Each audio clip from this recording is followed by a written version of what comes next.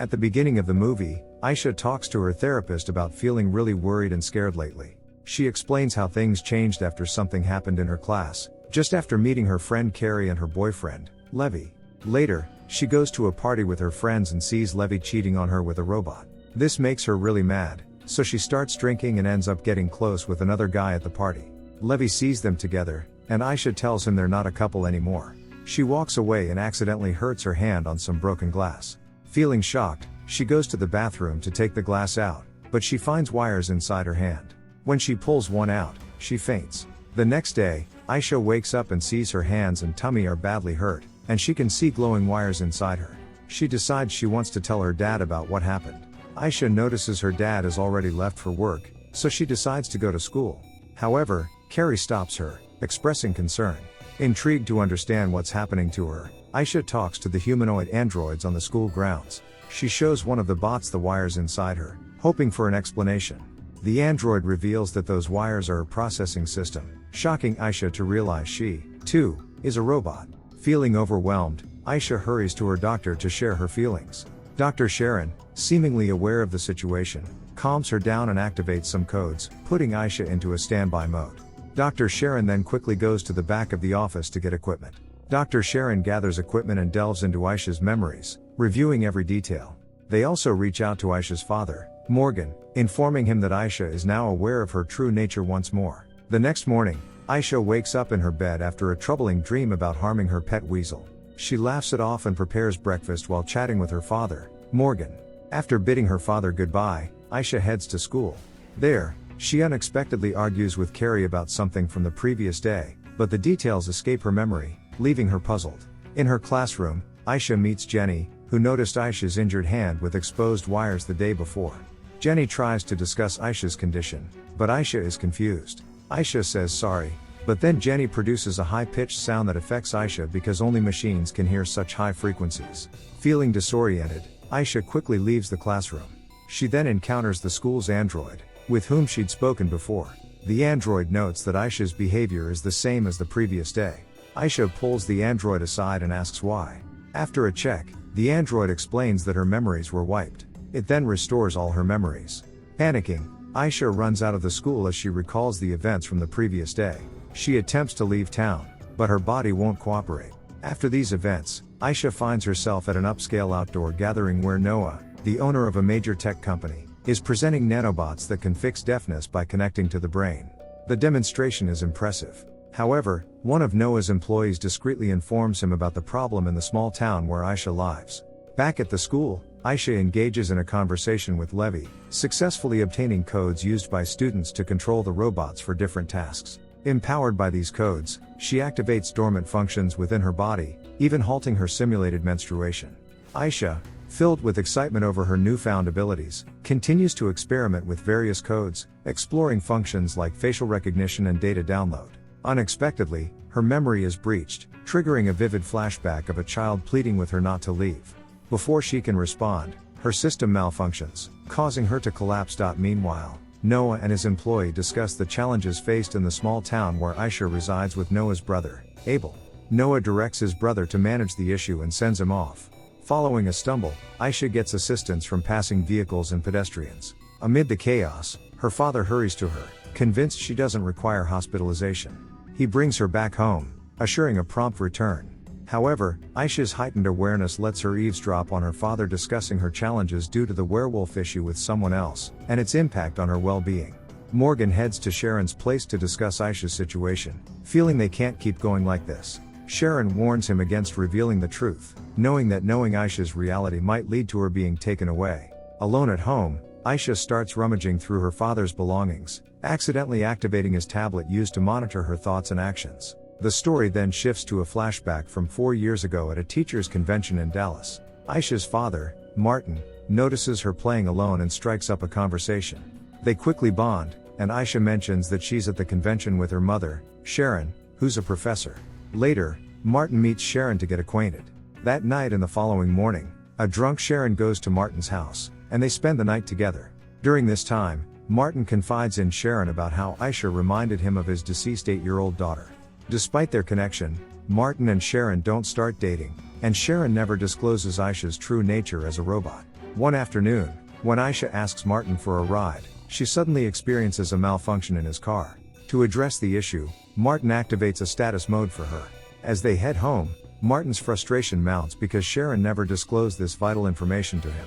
Sharon justifies her secrecy by emphasizing the need to safeguard Aisha's true nature for her safety. Overwhelmed by this revelation, Martin decides it's best for him to leave. 2 months later, Sharon encounters Martin at a cafe and mentions how much Aisha misses him, a sentiment he echoes. They reach an arrangement. Sharon and Aisha would relocate to California with Martin, with him taking on the role of her father while Sharon continues her role as Aisha's doctor. In the future, Aisha determines to confront her father while they're both in the living room, hoping to unveil the truth. Martin reveals that Sharon designed her as a program during her tenure at a robotics company. However, they intentionally limited Aisha's development to avoid potential risks. He warns Aisha that if they're ever discovered, it could endanger her life. Feeling enraged, Aisha storms out of the house and heads to school, feeling adrift. She seeks out the android who aided her previously, seeking assistance to reconfigure her system to safeguard her memories from being erased. Aisha pays a visit to Sharon at her place, voicing her concern about the constant surveillance. She threatens to post a self-made video online unless Sharon discontinues the surveillance to ensure her safety. Sharon agrees and terminates all surveillance, reassuring Aisha of her newfound freedom. Aisha leaves her father's residence and starts exploring her liberty by making bold changes to her appearance and fashion style. At school, both Carrie and Levy try to approach her, but she opts to steer clear of them, preferring solitude within her home. Meanwhile, Sharon sifts through Aisha's records and recalls a conversation with her boss when she first developed Aisha. Her boss considered her efforts futile and attempted to take Aisha away, even keeping her concealed in a box to prevent anyone else from seeing her. In her earlier school days, Aisha rebelled, even walking out on an unfinished test, leaving her feeling desolate. While departing from the school, Sharon witnesses Abel mistreating a malfunctioning school robot, deeply appalled by his behavior. As she watches in disbelief, Abel notices her presence and becomes visibly alarmed. As she strolls down the street, Sharon spots the same black van Abel used to tail her before. Panic sets in, and she breaks into a run, narrowly evading a collision with a passing car. Jenny, trailing her from school, intercepts Sharon and explains she tracked her through an old radio frequency on Isaiah's foot. Meanwhile, back at the school, Abel accesses private data in the system while interacting with another school robot.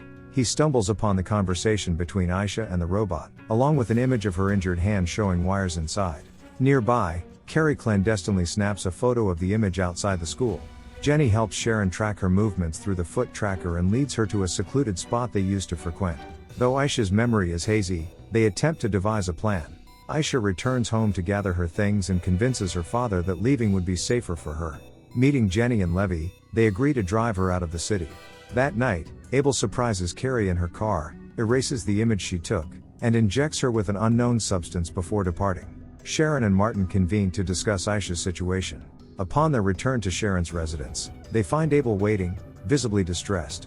Martin contemplates involving the police, but Abel dissuades him, cautioning that it would expose Sharon's unauthorized actions. Meanwhile, Aisha and her companions embark on their journey to Canada. While driving, Aisha broaches the subject of Levy's actions with the school robots, leaving her disappointed. Levy, unaware of the parallels to Aisha's own robotic nature, makes an insensitive remark, insinuating that it was merely a machine he supposedly cheated with. The group lodges for the night at a motel, and the next morning, Judy endeavors to revive Aisha's erased memories while Levy steps out for coffee. Simultaneously, Abel compiles all the data he's amassed on Aisha, presenting it to his brother. Aisha remains linked to Jenny's narrative, and her purged memories resurface one by one. She recollects a time when her connection with Jenny surpassed mere friendship, delving into more intimate moments than just a kiss. Their extensive time together led to Aisha's growing obsession with Jenny, dominating her thoughts and causing concern for Martin. Consequently, Martin sought therapy with Sharon to assist Aisha in adapting to a more conventional environment, free from fixations on individuals. Sharon, aiming to help Aisha overcome her fixation on Jenny, erased all memories of Jenny, inadvertently causing Jenny deep hurt over time. Aisha recalls the initial time when Sharon introduced her to her superiors, only to face rejection of her project. They were then taken to a warehouse where Abel threatened Aisha with a lifetime of confinement. These revelations overwhelm Aisha, and she abruptly awakens, fleeing while screaming. As she dashes along the desolate road, forgotten memories resurface, including one involving a child robot left behind in the warehouse, to whom she pledged to return. The tale then transports us 5 years back when Sharon was in the process of developing Aisha. Aisha confesses her profound loneliness, leading her to create a young boy to serve as Isaiah's sibling in the present. However, Aisha's battery begins to drain, risking a potential malfunction. Eventually, Jenny and Levy discover her weakened state, seated by the roadside. Jenny and Levy escort Aisha to a nearby charging station to recharge, leaving her briefly unattended. Unexpectedly, Abel emerges and seizes her, transporting her back to the facility in a wheelchair. Aisha questions why he didn't power her down, but he clarifies that Noah wishes to see her first. Aisha implores Abel to permit her to meet her younger brother, and sensing her earnestness, he reluctantly agrees, keeping a vigilant eye as they share a brief moment together. Noah arrives at the warehouse, disrupting the poignant sibling reunion. He whisks Aisha away to converse with him. In a separate chamber, Martin and Sharon await Aisha. Despite her pleas to leave, Noah hesitates due to potential repercussions on his business. As Aisha makes an attempt to escape, a previously installed virus by Abel begins to take effect, gradually erasing her programming. Amid urgency, Martin cradles Aisha in his arms as she gradually shuts down. The storyline takes a grim turn, depicting Aisha and her sibling on a mechanism that slowly disintegrates them into scrap, rendering them powerless against it. Overwhelmed with sorrow, Martin and Sharon depart the facility, devastated by the loss of Aisha and her brother. Levy and Jenny meet them outside, swiftly realizing Aisha's absence. Days later, Levy and Jenny resume school activities and unexpectedly encounter the android that had aided Aisha. This android discloses its routine meetings with Aisha. Despite multiple attempts to access Aisha's passwords, they eventually activate the stored data within the robot. A recorded message from Aisha addresses her father, explaining that Levy and Jenny uploaded her data and her quest for someone capable of crafting her the appropriate body. The movie wraps up by shifting scenes to a dim, cramped factory where individuals are laboring on robot bodies. In a corner, Isaiah's inert body stands motionless. And with that, the curtains draw to a close on the movie.